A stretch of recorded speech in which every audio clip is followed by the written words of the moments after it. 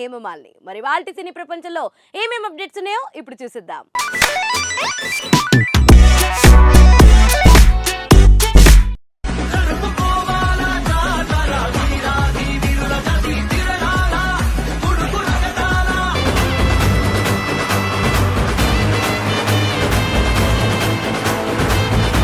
ముందుగా మొదటిది, ఈ వారం ఇంట్రెస్టింగ్ సినిమాలు ఏది నిలబడుతుందో మరి ఆ వివరాలేంటో ఇప్పుడు చూసిద్దాం.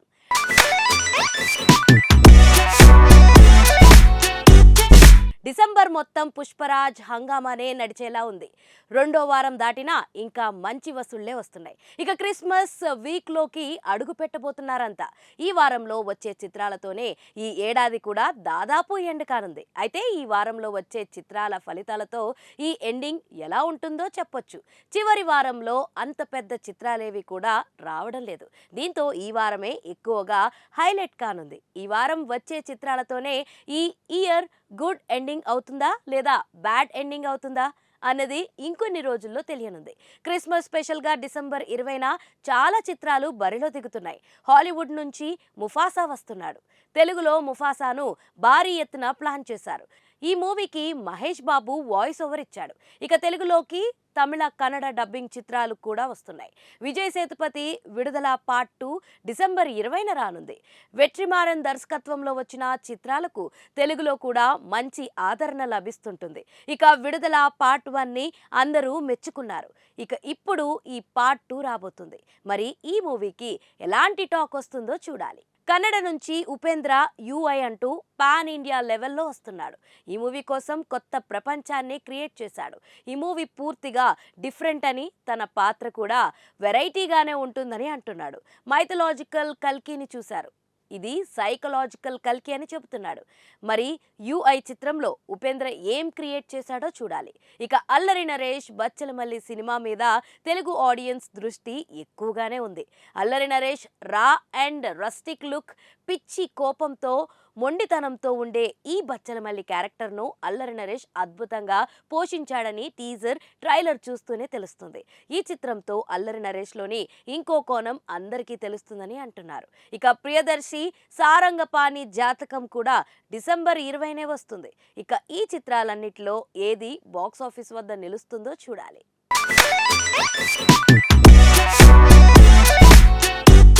మన సినీ ప్రపంచంలో నెక్స్ట్ అప్డేట్, ఆయుధ పూజ పాటకు రాజమౌళి స్టెప్పులు, పెళ్లిలో సందడి. మరి ఆ వివరాలేంటో ఇప్పుడు చూసేద్దాం.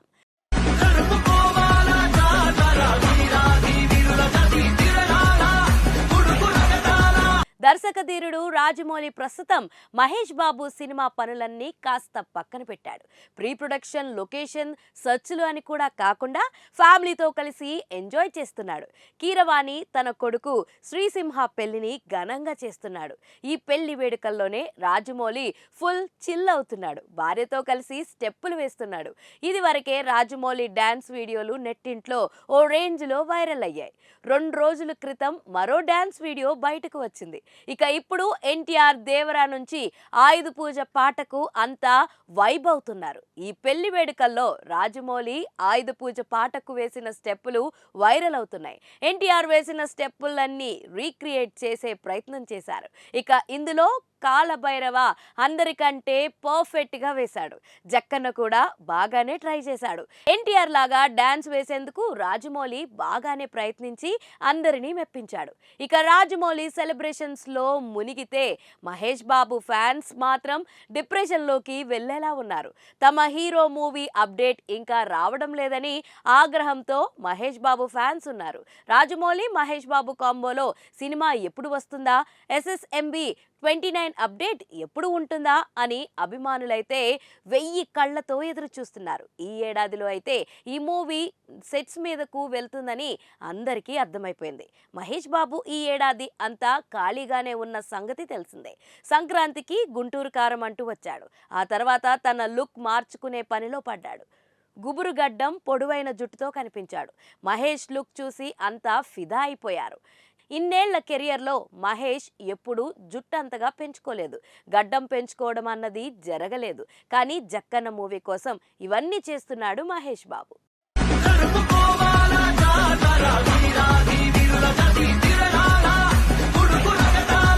మన సినీ ప్రపంచంలో నెక్స్ట్ అప్డేట్. గంగవ్వ నన్ను గట్టిగానే తిట్టింది. స్టేజ్ పై గేమ్ చేంజర్ సీన్ లీక్ చేసిన రామ్ చరణ్. మరి ఆ వివరాలేంటో ఇప్పుడు చూసిద్దాం.